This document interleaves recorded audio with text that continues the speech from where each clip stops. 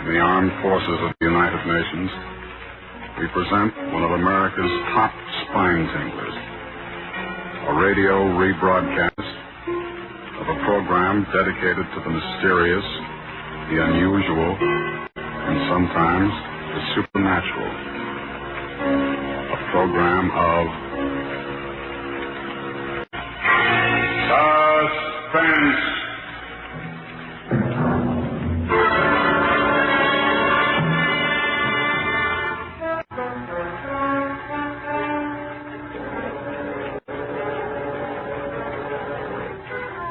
Come now, in happier peacetime days, to a great ocean liner on the night of her departure for Europe. There she is at the West 22nd Street Pier, the 25,000-ton Mauritania, the White Planet Line. Smoke from her three funnels coils up lazily in mild October air. You can see the decks, white and shiny like shoeboxes, and the string of lights along them, and the band standing by on A deck to play her out. You can hear the murmur of an excited crowd and the rattle of the steam winches as cargo is lowered into the hold. You can see the bustle of activity and the second officer standing at the head of the gangplank as two rather late passengers hurry through the customs shed towards that gangplank. It's all right, Ricky. We are not too late. No, and I thought we'd be in time. A honeymoon in Europe. 3 whole months with nothing to worry about. That's right, dear. And you've been my wife for, let's see, practically 5 hours now. I believe the correct phrase is it was so sudden, Mr. Brewster. So sudden that we have to travel on our own passports instead of a husband and wife one. I hope they don't think you're not an honest woman. I'm going to act like a complete wanton just to devil you. Oh, what about our tickets, Ricky? Do we give them to that officer standing at the top of the gangplank? No, honey, you keep your ticket. The cabin steward will come around and collect it after we're underway. And the money, Ricky? It's a lot of money, Anne. $10,000 in cash. Maybe I better turn it in at the purser's office for safekeeping. Yes, maybe you had. Wait a minute, Ricky. What is it? Wait. Do you mind if we stand here for a second before we go up the gangplank? Oh, what's the matter? You're not ill, are you? No, but getting over brain fever isn't any joke. Oh, I know, dear. You see, Ricky, I ought to be eager and excited like all those people up there, but suddenly you get fancies. Queer, sick fancies. Suddenly, right now, all I can think of is the night and the wind and all the black water in the dark. And that's exactly the kind of morbid fancy I'm trying to cure you of. I know, Ricky. I'll be good, but I was just thinking of a story. What story? Oh, never mind. It doesn't matter. Which way do we go? Up the gangplank, through that door there, and then down on the elevator to B deck. And no more horrors, do you understand?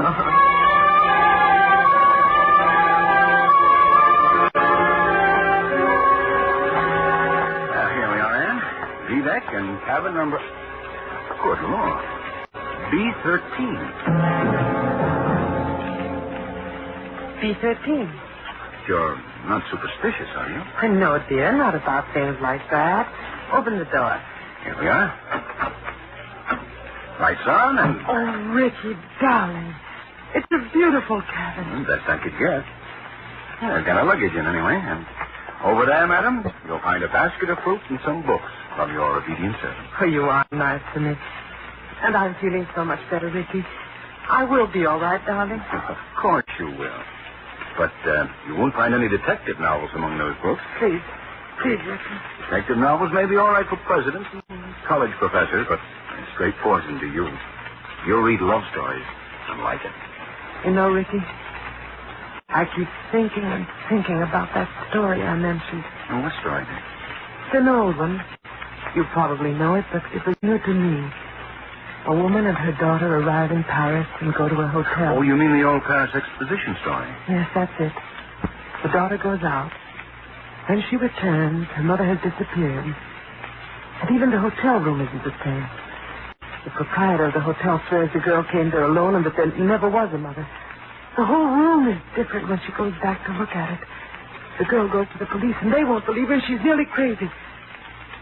Of course, it turns out that the mother has caught bubonic plague and died, and they're hushing it up so that the visitors won't keep away from the city and ruin the whole exposition. And but you've got to stop this kind of talk. I know.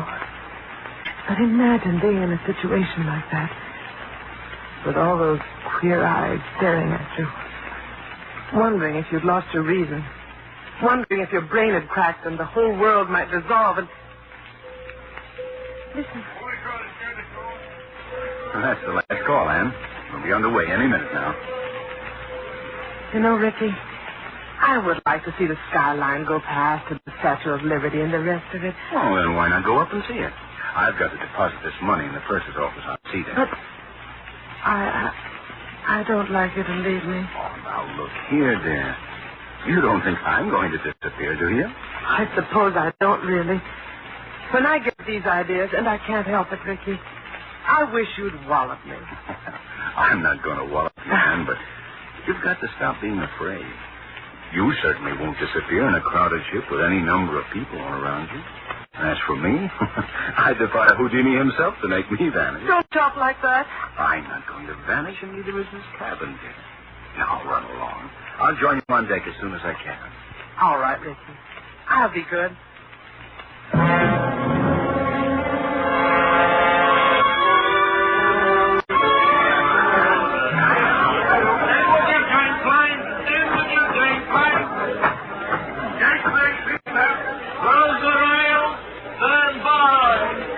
Eager people, excited people, happy people, all crowding up to the rail to wave goodbye. Nothing to worry about, nothing on their minds except... Except what? Oh, Except seasickness, madam? oh, Oh, I beg your pardon. I hadn't meant to startle you, believe me. please don't mention it, how silly of me. It was my fault. I haven't been very well. I noticed it, madam, if you'll forgive me. That was why I spoke to you. As you see by my uniform, I'm the ship's doctor. This is a British ship, isn't it? But you don't sound British. No, I'm an Austrian, madam. Dr. Paul Henry, at your service. I'm not very popular in my own country today. Days of colored shirts and vacant minds. I'm Mrs. Brewster, Doctor. Ann Brewster. When does the ship go? In about a second, Mrs. Brewster, you will hear the whistles, then the band will strike up, all langs in, and then... We're moving, aren't we? Yes? Don't you feel the vibration of the engine?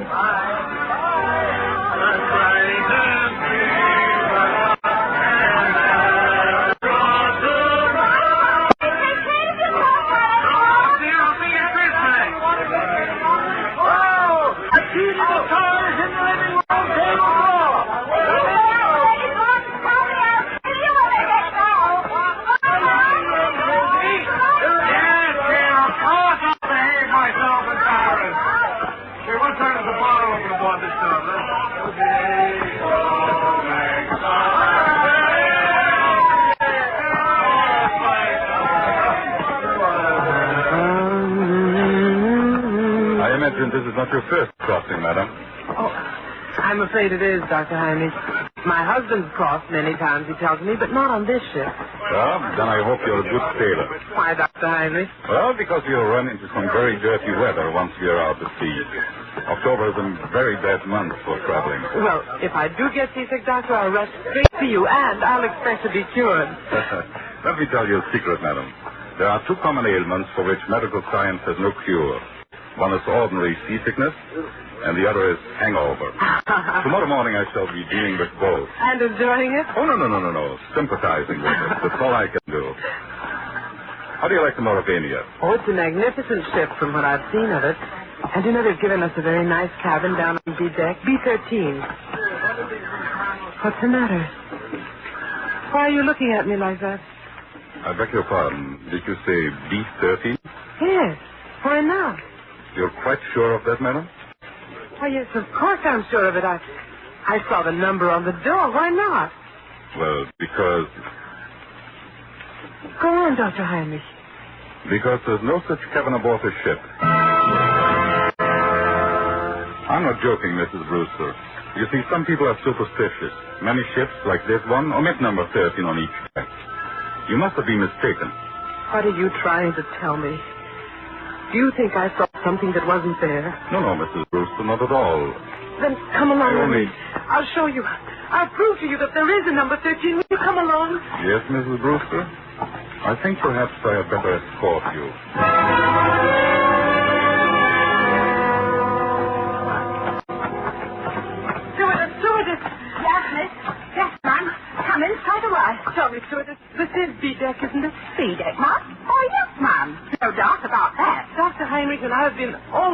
out of the ship looking for cabin number 13, but we I've been trying to convince this lady stewardess that there's no such cabin as cabin number 13 on this ship. Why, there sure well isn't, ma'am. There never has been.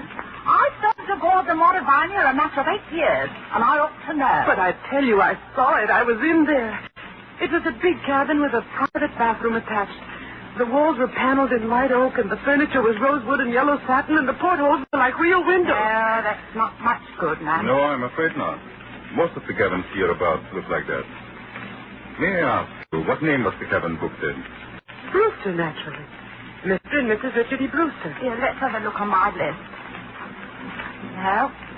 No, there's no Brewster here, ma'am. I tell you, I was in there. They even delivered the luggage. I saw it. Excuse me, ma'am. But I had a look-see in all the cabins I'm in charge of, just to see if the passengers wanted anything.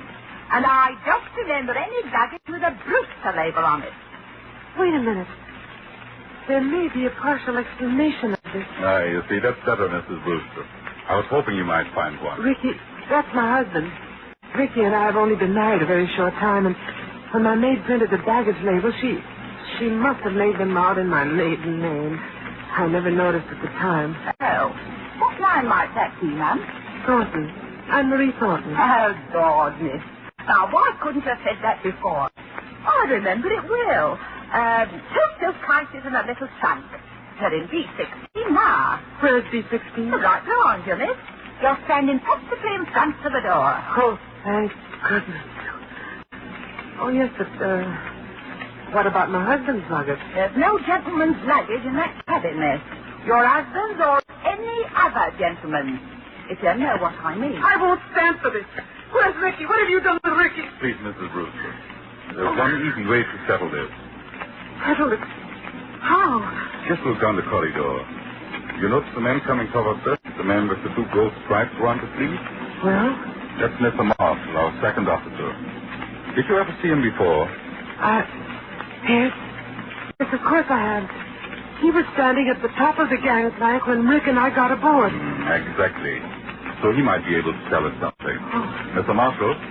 Mr. Marshall? Yes, Doctor, what's up? Would you mind coming here for a moment? Well, not at all, old boy. Always glad to oblige a chap who may have to cut me up at any moment, eh? What may I do for you? Take a good look at this young lady. And tell me, have you seen her before? Seen her before? Oh, my dear chap, if I had overlooked, young lady will pardon me, I know, a passenger as charming as this lady is, I would be less of the gentleman than I thank you myself. You saw her coming aboard tonight. Oh, yes, certainly. And, of course, you saw the gentleman who was with her. The gentleman who was with her? Yes. Oh, but there was nobody with her, old boy. You're quite certain of that, Mr. Marshall? My dear doctor, she was the last of them to come aboard. I take my Bible oath there was no other passenger with her, or ahead of her, or behind her, if it comes to that. You're lying to me. Please, Mrs. Brewster, lower your voice. I know what it is. It's the old parrot trick, like in the story. But you won't get away with it, you hear? Now, look here, ma'am. I'll go to the purser. I'll go to the captain. Oh, dear Father in heaven, won't anybody believe me?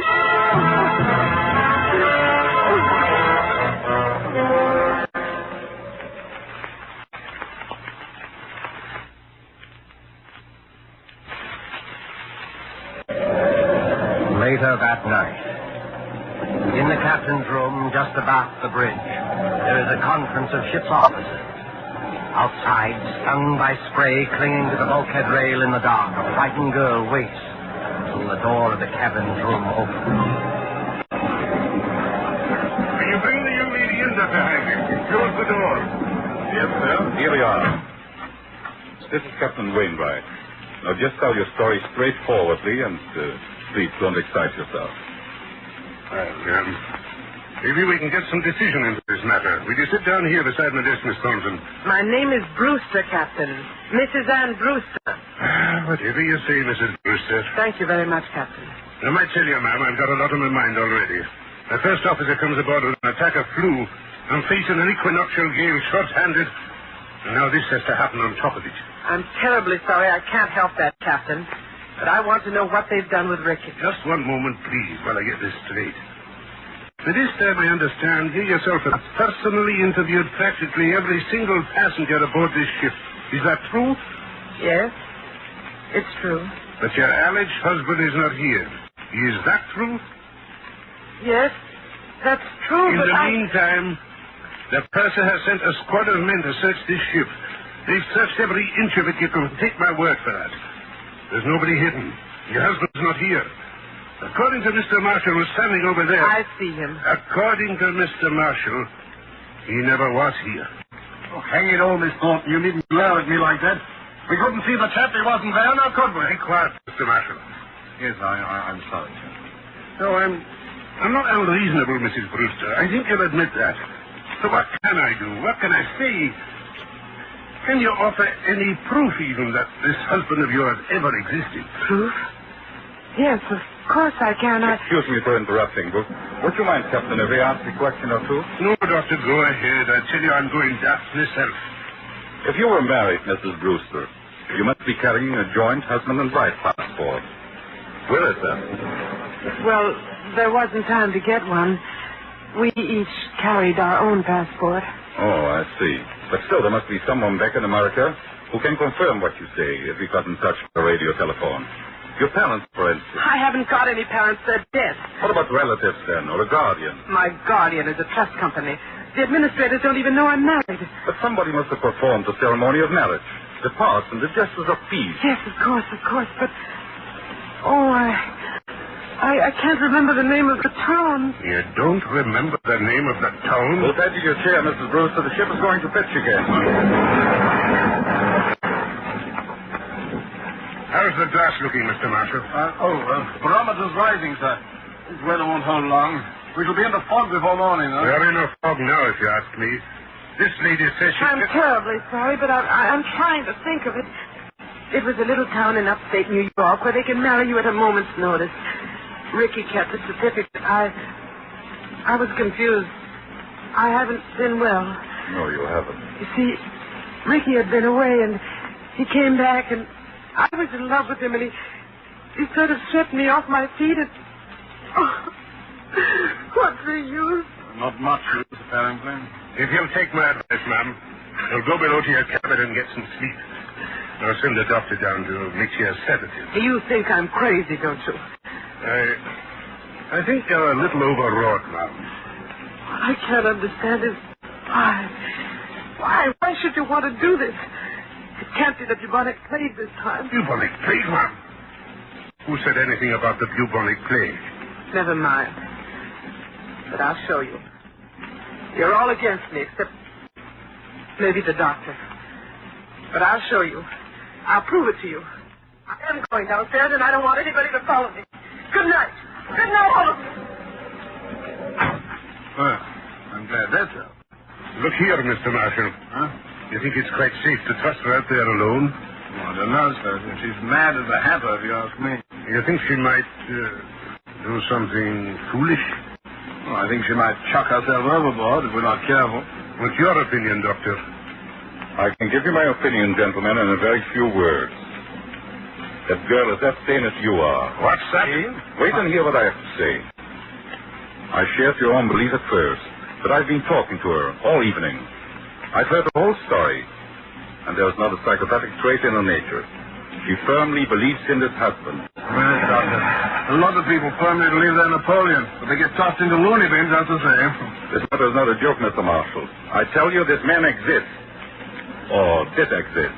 What do you mean, Doctor? I suppose he has been murdered. Perhaps he has been murdered and thrown overboard. Murdered? Thrown overboard? If you remember, Richard Brewster was carrying a very large sum of money in cash. His wife's wedding gift. Practically all her inheritance. He meant to go to the purser's office. But he never got there. That money might have been a great temptation. To whom? To a stewardess, perhaps, or even to a ship's officer.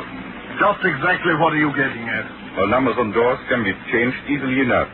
Just print a small card and put it on a metal slot on the door. I still want to know what you're driving at.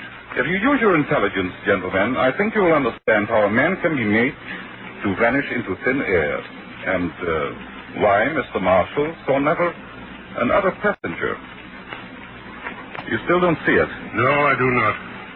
Oh, then listen. And I'll explain exactly how it's made.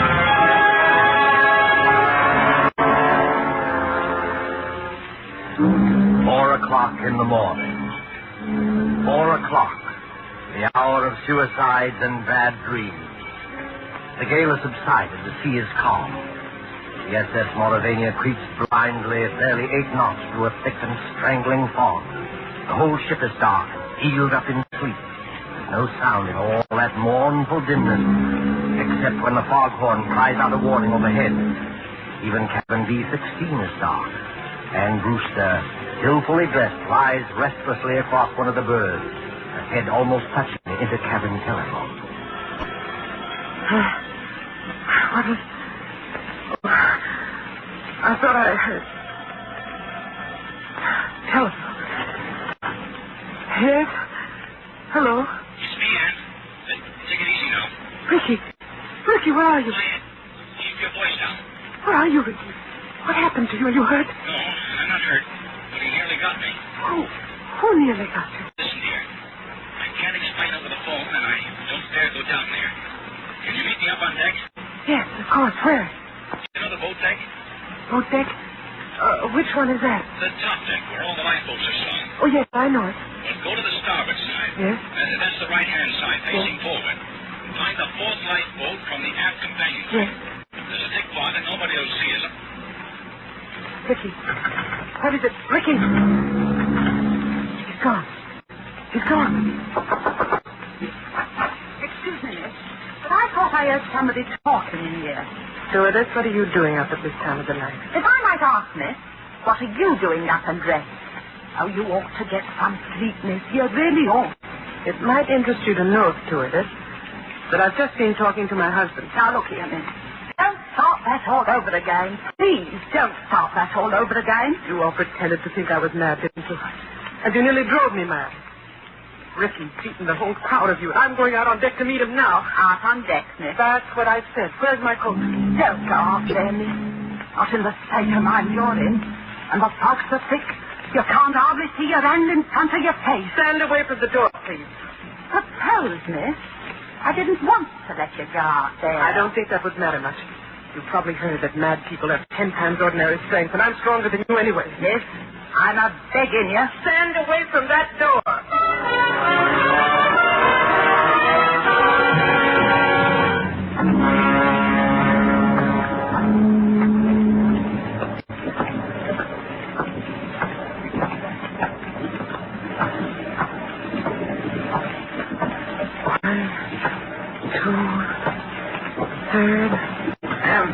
Is that you? Yes. Ricky. Ricky, darling, where are you? Here. Duck your head under the lifeboat. You take my hand. But isn't it horribly dangerous out there on the edge? There's no railing along the side of the ship. Don't worry, Ann. I won't let you fall. Look out. Went overboard here. We're well aft here. The propellers are such you would carry into the propeller blades. And listen. I can't hear anything except the foghorn. Yeah, but I can. Somebody walking along the deck. And I can see a flashlight moving in the fog. You're quite right, my friend. You can see a flashlight moving in the fog. Dr. Heinrich, what are you doing here? At the moment, young lady, I'm covering both of you with a revolver. Please don't move. So, you were in the conspiracy, Dr. Heinrich. May I ask you what conspiracy? The whole ship's conspiracy to say Richard Brewster didn't exist. My dear young lady, you can set your mind at rest. There never was any ship's conspiracy against you. The people you spoke to were perfectly honest. Including Mr. Marshall, I suppose. Yes, including Mr. Marshall. And what is this all Stand about? back there. I suppose he was telling the truth when he said nobody came up the gangplank before or after me. I beg your pardon. That was not what he said. He said no passenger came up the gangplank at this time. Well, what's the difference? A great crime is arranged for tonight, young lady. No less a crime than murder. Who's going to be murdered? You are. That, I repeat, is the scheme. But there is no conspiracy and only one criminal. Oh. And who is the criminal? The criminal is the man standing beside you. Your so-called husband. Ricky? Oh, you don't know what you're saying. I think I do. Marshall, of course, did see someone walk up the gangplank, loitering behind you. But he never dreamt of associating the person in any way with you. He saw a ship's officer returning from shore leave in civilian clothes. Ship's officer? Yes. The man you call your husband, his name isn't Richard Brewster. His real name is Blaney. And he's the first officer of the Mauravania. Are you trying to tell me The that captain can identify him. He's actually British, so he can fake an American accent very well. He has already got a wife in England, and he's planning to join her with the $10,000 he got from you. I don't believe it. I don't. Ricky, why don't you say something? Oh, he planned it very cleverly, I must admit. He never let you know he was ship's officer. Pity. He's been away for some time, naturally, so he persuaded you to marry him in a hurry. Ricky, is this true? Here's the money, you see. All he did was hang a dummy number on the cabin door, remove it later, put on his uniform, and walk away with his own luggage. But Captain Wainwright told us that the first officer had come aboard tonight with... With a bad attack of flu, yes. Our friend couldn't be seen in public until he asked her he disposed of you. The best thing was to convince everybody you were insane, as he did. Then, when you went overboard tonight... They would all believe it was suicide. Exactly. But I began to suspect this Brewster because you quoted him as telling such an obvious lie. He said he had never traveled in the Mauravania, yet he could direct you all over the ship, and even knew where the person's office was. So he went to his cabin, found it empty, searched, and found your $10,000. Put it down, you fool! Put it down! It's overboard. You shot him. You shot him. Your shot, my dear, never touched him. Never touched him? No. The weight of the iron carried him over backwards when he lifted it. It was the weight he was going to use to sink your body. Yes, they stuck you under. Oh, Doctor. Doctor, I can't stand it. It won't be easy, my dear. It won't be easy, I know, but believe me, this way is better.